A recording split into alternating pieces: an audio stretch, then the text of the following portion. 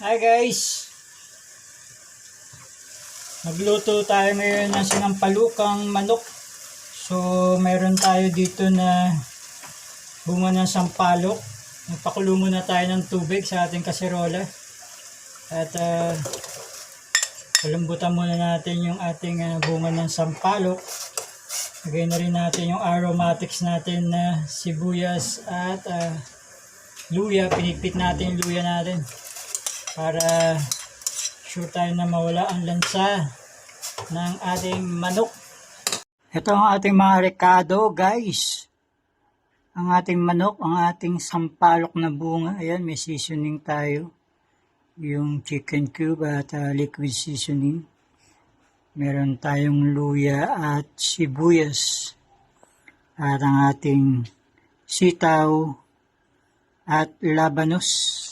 Ito na ang ating chicken guys, lagay na natin. Ayun na yung ating bunga ng sampalok. Kaya ipipigay natin siya sa may strainer natin. So lagay na natin yung ating chicken. Ayan. Hindi ko na siya ginisa. Diniretso ko na siya na papakuluan sa ating tubig. So guys, ito na yung ating manok. Lagyan na rin natin siya ng cubes. At ito yung ating pinagpigaan ng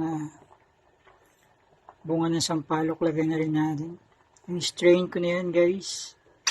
So, lagay na natin yung ating labanos guys. Then, maya maya, mga 2 minuto, lagay naman natin yung ating sitaw. Ayan, lumasa at umasim yung ating bunga ng sampalok.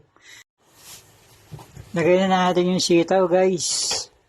Saka yung ating sili. Ayan. Ay eksakto na to para sa ating sinampalukang manok.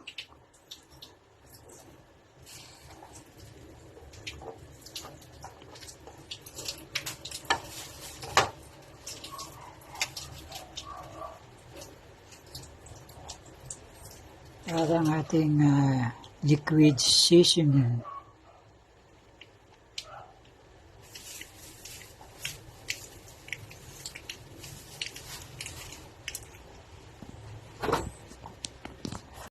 Ito na ang ating sinampalukang manok guys.